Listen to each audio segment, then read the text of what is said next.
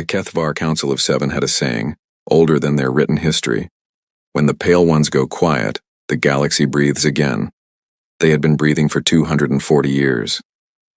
High Arbiter Solvan Dres stood at the curved obsidian viewport of the Eternal Conclave Station, floating in high orbit above the lush emerald world of Kethvara Prime. Behind him, the 7 seats of the ruling council glowed with the bioluminescent patterns of his kind. Tall, four-armed beings with translucent silver skin and eyes like fractured moons. They were elegant, ancient, certain that humanity was dead. The evidence had been overwhelming. 243 years ago, the Kethvar Grand Armada, 2,000 warships, the greatest fleet ever assembled in the known galaxy, had surrounded the human home system. They had seeded the asteroid belt with resonance bombs. They had collapsed the transit gates. They had salted every relay beacon with kill signal pulses, and then, with all the cold efficiency of a people who had been preparing this moment for 3 decades, they had wrapped the entire Sol system in a quantum communications blackout. They had not fired a single weapon. They hadn't needed to. Humanity, that brash and burning species that had exploded across 40 star systems in barely 3 centuries, had been cut off from its colonies, cut off from resources, cut off from trade. The Kethvar had simply closed the door, left them sealed inside their own solar system like insects in a jar. The colonies had crumbled without Earth's coordination. The human frontier had collapsed inward like a dying star. Within 30 years, the last human colony ship had gone silent. Within 50, even the radio ghosts had faded. Humanity had simply stopped. High Arbiter Solvan Dres turned from the viewport and folded 2 of his 4 hands behind his back. The Meridian Compact arrives in 6 rotations, he announced to the Council. They come to formalize humanity's star systems as unclaimed territory. The frontier worlds will be redistributed. Sol system itself will become a heritage zone, a monument to what happens when a species overreaches. The Council hummed in satisfied agreement. Sub-Arbiter Veth Alan, youngest of the 7 and the only one who had ever actually encountered a living human, pressed her fingers together. Has anyone verified the blackout is still holding? The resonance network requires maintenance. Sub-Arbiter. Solvan's voice carried the gentle weight of absolute authority. The humans are gone. They have been gone for nearly 2.5 centuries. We have won. Do not resurrect ghosts on the eve of celebration. Veth Alan said nothing. But she looked at the star charts and she thought about the Halveth Nebula, that vast crimson cloud of ionized gas and stellar dust, 50 light-years wide, that wrapped around the far edge of the old human frontier like a bloody shroud. The Kethvar had never fully mapped the interior of the Halveth Nebula. The interference was too dense. Sensors couldn't penetrate more than a few light-years into the cloud. She thought about that. She thought about it for a long time. Then the emergency channel screamed. Every screen in the Eternal Conclave blazed red. The voice that came through was not one of their own. It was not Meridian Compact. It was not any species in the known registry. The Universal Translation Matrix struggled for 2 full seconds, an eternity for a system that could parse 400 languages simultaneously, before it finally rendered the words. And when it did, High Arbiter Solvan Dres felt something he had not felt in 200 years of absolute power. Fear. The voice was calm, measured, almost gentle, like someone who had been practicing exactly what they were going to say for a very, very long time. This is Fleet Admiral Mara Voss of the Human Reclamation Navy, transmitting from the Halveth Nebula perimeter on all frequencies. To the Kethvar Council of 7. We received your silence. We understood your message. We have prepared our reply. On every sensor screen, every tracking station, every orbital telescope pointed toward the Halveth Nebula, something was changing. The nebula was moving. Not the gas, not the dust. Something inside it. 10,000 somethings. Steel-hulled, reactor-hot, armed. 10,000 warships emerged from the Halveth Nebula, like a fist unclenching after 240 years. Humanity had not died. Humanity had been building. 243 years earlier, a woman named Director General Una Park had stood in the Global Emergency Council chambers in Geneva and listened to the last transmission from the Kethvar Armada. The message had been brief, almost dismissive. A legal notice of quarantine. A declaration that humanity was a destabilizing species, that its expansion had been judged a threat to galactic order, that the Sol system transit gates were being permanently closed, that any human vessel attempting to breach the cordon would be destroyed. The generals had wanted to fight. With 800 warships spread across 40 systems, humanity had real military power. They could bleed the Kethvar, make it costly. Unipark had told them to sit down. "If we fight now," she said, her voice carrying the eerie calm of someone who had already played this game to its conclusion in her mind, "we lose, not because we're weak, because we're scattered. They've already cut the communications. Our colonies don't even know what's happening. We cannot coordinate a war, we cannot communicate." "Then what do we do?" demanded General Ose Mensa, the commander of Earth's home fleet. "We submit? We die quietly?" "No," said Unipark. She pulled up a star chart. Her finger traced the great crimson mass of the Halveth Nebula. "We disappear, and while they celebrate, we build something they can't see, can't scan, and cannot imagine." The plan was called Operation Lazarus. Over the following decade, as the Kethvar blockade settled into comfortable routine, and the galaxy began to accept that humanity was fading, Earth quietly dismantled itself. Not in defeat, in transformation. The great manufacturing complexes were disassembled and their components scattered across unmarked cargo haulers. The most brilliant engineers, physicists, military strategists, biologists, and architects were loaded aboard generation ships under cover of debris fields and electromagnetic false signatures. They slipped through the blockade one vessel at a time. Some were caught, many were not. And in the deep dark interior of the Halveth Nebula, where sensor pulses scattered like light through broken glass, humanity began to build. They named their first station Lazarus Prime. It was not beautiful. It was barely livable. Carved into the iron heart of a captured asteroid, it smelled of recycled air and machine oil, and the particular desperation of people who know the universe has declared them extinct and have decided collectively to make the universe wrong about that. Unipark died there, 41 years into the exile, an old woman surrounded by the grandchildren of people she had saved. Her last words, reportedly, were practical ones. "Tell the Navy the third reactor array needs better shielding." But she had left behind something more than instructions. She had left behind a culture, a philosophy of waiting that was also a philosophy of fury. Inside the Halveth Nebula, humanity did not grieve. It remembered. Every child born in the Nebula stations learned the same history, not as mythology, as engineering specification. They learned exactly how the Kethvar blockade worked. They learned the exact frequencies of the resonance bomb network. They learned the precise orbital mechanics of every Kethvar military station. They learned the personal histories of the 7 arbiters who had ordered the quarantine, and of every arbiter who had voted to maintain it in the 2 centuries since. They learned how to be patient, and they learned how to be devastating. By the 5th generation, Lazarus Prime had become Lazarus System. 7 stations, 3 shipyards, and a population of 11 million. By the 8th generation, the Human Reclamation Navy had its first 100 warships. By the 12th generation, they had 1,000. They did not rush. They had waited this long. They could wait until they were ready. They waited until they had 10,000 ships. Then they waited a little longer, studied a little more, ran the simulations until every commander could execute the battle plan in their sleep. Fleet Admiral Mara Voss was the 15th generation descendant of a cargo pilot who had slipped through the blockade with 17 families hidden in false-bottomed shipping containers. She had grown up on Lazarus III, breathing recycled air and listening to her grandmother's grandmother's recorded voice describe the sky over what had once been Cape Town. She had never seen a sky, not a natural one. She had spent her entire 46 years of life in the dark of the Halveth Nebula, preparing for the moment she could see one. When the Council of Admirals voted unanimously to begin Operation Reclamation, Mara Voss gave the order personally. Her voice, transmitted across the fleet, was not triumphant. It was not theatrical. It was the voice of someone completing a very long piece of work. All ships, advance. 10,000 warships began to move. The Kethvar Grand Defense Fleet scrambled in chaos. They had 4,000 warships in the region. It should have been enough. By any conventional calculus, it should have been more than enough.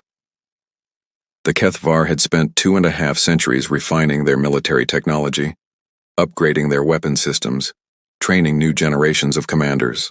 What they had not done was train against an enemy that knew everything about them. The Human Reclamation Navy's opening salvo was not aimed at ships. It was aimed at infrastructure. The resonance bomb network that had kept Sol system isolated for 240 years, the same network whose specifications humanity had spent 2 centuries memorizing, detonated inward in a cascading chain of precisely calculated counter-frequencies, not explosions, not destruction, simply nullification.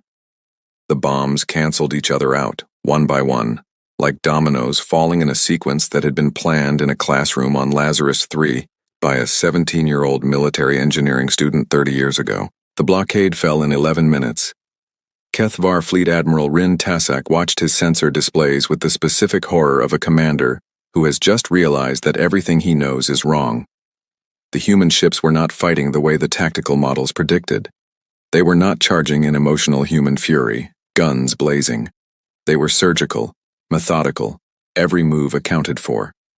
They were fighting like people who had been planning this battle for longer than he had been alive. Because they had been. Strike Group Omega, 800 warships, broke off from the main fleet and hit the Kethvar communications relay network, not to destroy it, to capture it. The Human Signals Corps had spent decades cracking Kethvar encryption. Within an hour of the battle's opening, Fleet Admiral Voss was reading Kethvar tactical orders as they were transmitted. Strike Group Sigma targeted the fuel depots, not the warships, the fuel depots. Every resupply station, every orbital platform, every tender vessel. The Kethvar warships could fight for days on internal reserves. After that, they would be extremely expensive debris. Strike Group Alpha, flagship adamantine with Mara Voss aboard, went straight for the Eternal Conclave station. High Arbiter Solvan Dress watched them come and understood, with the slow clarity of catastrophic revelation, that he had made a terrible miscalculation. He had assumed that 200 years of isolation would break humanity, that without resources, without contact with the wider galaxy, a species could not thrive, could not advance, could not sustain the will to fight. He had forgotten one thing: humans had motive. The battle for the Kethvar frontier lasted 18 days. The Kethvar fought hard. They were not cowards, and they were not stupid. They adapted. They improvised. But they were fighting an enemy that had studied them for 2 centuries, while the Kethvar had spent those same 2 centuries studying no one. One by one, the Kethvar defense lines folded. There were moments of terrible cost. Strike Group Gamma was ambushed at the Kethvar 2nd Fleet Station and lost 60 ships in 4 hours of brutal, close-range fighting. Commander Tiago Souza of the destroyer Unbroken died holding a corridor so that 3,000 troops could reach their evacuation craft. His ship's logs, recovered later, showed he had been reciting the names of the 17 families his ancestor had smuggled through the blockade. He recited all 17 names before the end, but when it was over, when the last Kethvar defense station lowered its shields and the emergency ceasefire signal rang across the sector, the math was not close. The Human Reclamation Navy had lost 412 ships. The Kethvar had lost 3,160. And the Eternal Conclave Station, seat of the most powerful government in the known galaxy, had an adamantine-class dreadnought docked at its primary airlock. Fleet Admiral Mara Voss stepped through the airlock door personally. She carried no weapon. She had not brought a security detail. She walked through the halls of the Eternal Conclave alone, her boots ringing on polished alien stone, and she thought about the sky over Cape Town that she had only ever heard described in recordings. She found the Council of 7 in the council chamber. All 7 of them. They had not fled. To their credit, and Mara Voss gave them this credit, they had not fled. High Arbiter Solvan Dress rose as she entered. He was older than she'd expected, more fragile-looking. She reminded herself that this man had been an adult when the blockade was imposed. He was one of perhaps 24 living Kethvar who had actually voted to seal humanity inside its own solar system and leave it to die. He spread all 4 of his hands, the Kethvar gesture of yielding. "Admiral," he said. His translated voice was carefully neutral. "You have won." "Yes," said Mara Voss. "We have." "What are your terms?" Mara Voss reached into her uniform jacket and placed a single document on the council table. It was old. The paper was yellowed, the print faded. It had been printed on Lazarus Prime in the 3rd year of the exile and passed down through 15 generations of military commanders, always kept in the possession of whoever would one day lead the fleet home. "These are not my terms," she said. "These are humanity's terms. They were written by Director General Una Park 240 years ago, 1 month after the blockade began. She wrote them because she believed, despite everything, that this day would come. Read them carefully. Every word is deliberate." The arbiter read. His expression did not change. But his secondary hands, the ones whose movements Kethvar could not control under emotional duress, curled slowly into fists. Because Una Park's terms were not a demand for conquest, not an order for reparations, not a call for the destruction of the Kethvar civilization. They were something far more difficult to argue against. They were reasonable. The terms Una Park had written in the 3rd year of the exile were 12 pages long and covered everything. Dissolution of the transit gate blockade, immediate and permanent. Recognition of human sovereignty over Sol system and all former human frontier worlds. A seat for humanity on the Galactic Compact Council, the same body the Kethvar had dominated for 3 centuries. Reparations, yes, but structured as a fund for rebuilding human colonial infrastructure rather than as a punitive payment. War crimes tribunals for the specific individuals who had planned and executed the blockade, but not collective punishment of the Kethvar people. And one final clause that the arbiter read 3 times, convinced he was misunderstanding the translation. A joint memorial, to be constructed at the border of what was the blockade zone, dedicated to the dead of both sides, of all the generations of this conflict, with a single inscription. This is what happens when the powerful choose fear over justice. Let no species forget it. "You want a monument," the arbiter said slowly, "that includes our dead." "We want a monument that tells the truth," said Mara Voss. "Your soldiers who died in this war believed they were defending their civilization. Most of them were not old enough to have voted for the blockade.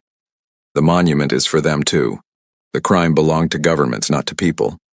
She looked at him steadily. "Unlike what was done to us." The arbiter was quiet for a long time. "You prepared for 240 years, he said finally, "and your terms are diplomatic."